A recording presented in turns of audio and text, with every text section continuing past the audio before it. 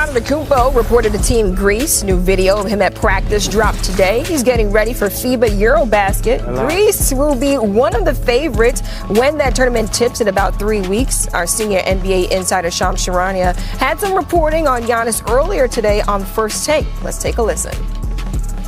Sources tell me there is nothing set in stone about whether Giannis Antetokounmpo wants to stay in Milwaukee or whether he wants to leave elsewhere. He's been evaluating his future this entire offseason. I reported way back in mid-May that he's open-minded about whether his best fit is in Milwaukee or is it a trade elsewhere. And the one big question that is surrounding Giannis Antetokounmpo, that's surrounding his camp, is can he win another championship? Is this Bucks roster built for this upcoming season, for 2026-27, for him to win another championship? The Bucks underwent a big roster makeover this offseason, waiving Damian Lillard and seeing Brook Lopez leave in free agency. However, they were able to bring in Miles Turner from a division rival in Indiana. The Bucks also looked at getting guard help with Cole Anthony, Gary Trent Jr., and Kevin Porter Jr. So nothing set in stone regarding Giannis's future, according to Shams. You just heard it right there. Now Damian Lillard's injury drastically changed the outlook for Milwaukee. However, Ramona, are you surprised by any of this? I'm a little surprised in that, even though Shams even said, he said sort of the same thing earlier this summer. Giannis has said a lot this summer. And Giannis has said everything to encourage Milwaukee. There was one press conference that says, my kid's passport say Milwaukee. There was the all-in stuff. I mean, he's been very encouraging towards the city. And so if they've made that remarkable move for Miles Turner, which I don't know, could go down as one of the best or worst moves we've seen in a long time, just because of how much they're going to have to pay in dead money to the way they got rid of Dame. They've done a lot. And so if he's still undecided, that's, to me, troubling for them. Because, and I know their stance. Why would you ever trade Giannis unless he has to be traded? You would never do that. Right. He's one of the best players in the world. And so, if not the best player in the world. And so, if we're still in this spot where he's evaluating, I don't like to hear that. Well, I wonder what he learned from Dame. You know, because he's in a similar situation that Dame was in and is back to, is the face of the franchise. Yeah. Perhaps the greatest. I mean, Kareem may have something to say, greatest player to ever wear that uniform, right? Oscar may have something to say. But when you leave this, when you could be a guy like a Kobe Bryant, a Tim Duncan, a Magic, a Bird, it's different when you could wear one franchise's uniform. And he got a championship with him. Sometimes it's better to just try to fix it where you are than try to figure it out somewhere else. Yeah. And I'd really like to hear his thoughts on Dame, what he learned from Dame, and what he thought about Dame's return, because maybe that has an impact on how he looks at his future. Because the lesson you learned from the Dame situation is they gave up so much to get him that they really needed, that it made the trade not work as well. They needed all that defense that they had to give up. They needed Drew Holiday. Yeah, and that almost begs the question, Ramona, just what does a successful season look like for the Bucks? I mean, in this Eastern Conference? Yeah, it's anything's on the table. Yeah. I mean, to me, in this Eastern Conference, with all the injuries that we have seen with the Celtics and Halliburton and the Pacers, it's wide open. So as much as the Bucks have lost a lot, they still have Giannis, one of the best players in the world on their team. Yeah. Is his brother coming back? That's what I want. No, why? If you want to keep Giannis, sign his brother. Wait a minute. We need some we got to drag the brother? All right, welcome into NBA Today. Amina Smith filling in for Malika Andrews. And raining money. Luka Doncic and the Lakers have agreed to a 3-year, $165 million max extension with a player option in 2028. Luka spoke to the media on Saturday after putting pen to paper. Take a listen. I was kind of thinking, even obviously not at the moment when I got traded, but later on when I started playing, I wanted to be here. Like I said, this is an amazing organization. We have a trust in each other, so I decided pretty quick. It's an honor, playing for this organization. Many great players played here, so obviously when you look up here, so many great names and what they achieved, I want to be up there too one day. Let's welcome in our senior insider, Shams Charania. And Shams, how did Luka and the Lakers come to an agreement on the first day he was eligible to sign that max extension?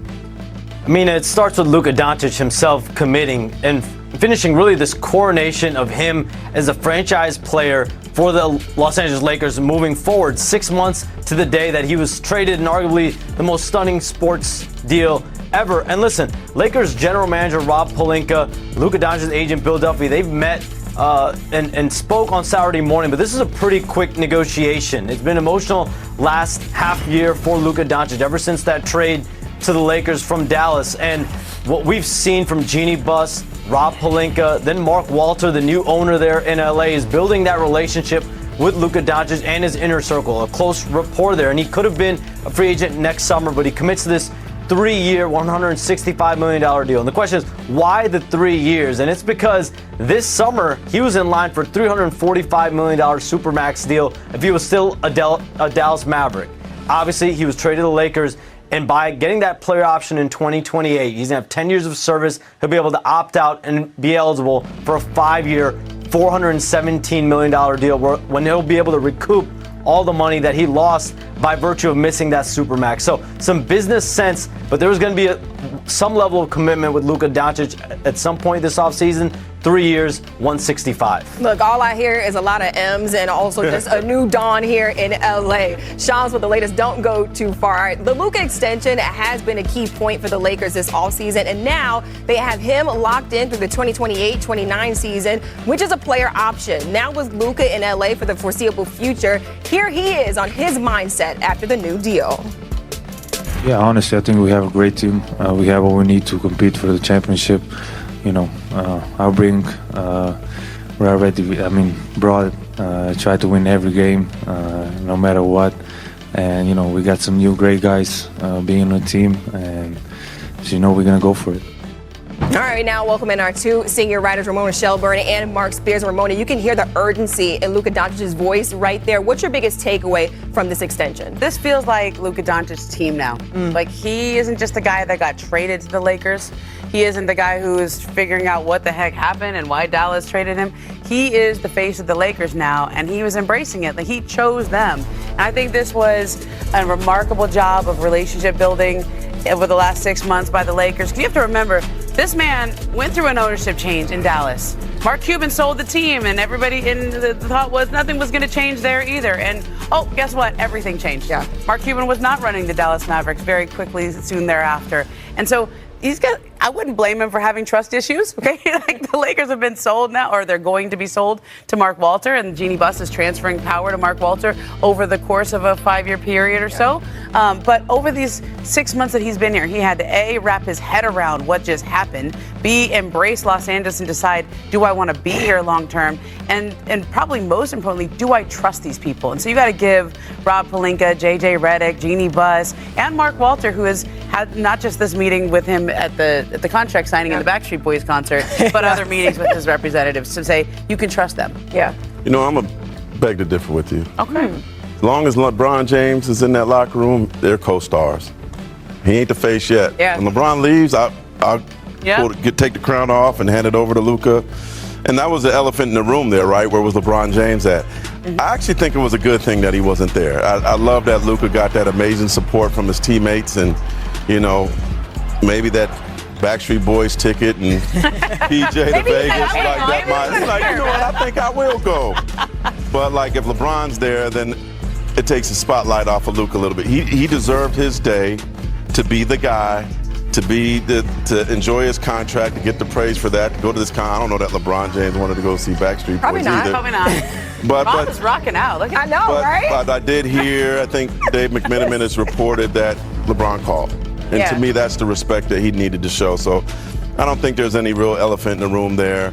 But I do think that these two guys together, they're co-stars, they're co-superstars. So who gets to say I want it that way?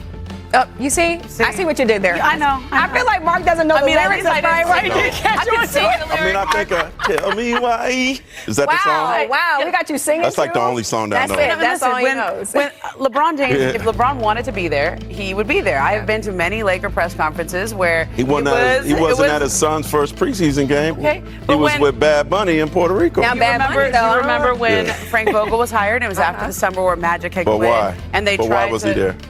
Because he wanted to show support. Why? because it was his team. But it was drama going on, right? Yeah, because Magic had stepped down. Yeah. And then they went through a very strange coaching search where they didn't hire his guy Tyronn Lue. Yeah. And they ended up with Frank Vogel and LeBron, and there had been things that had been uncomfortable Yeah. between the sides.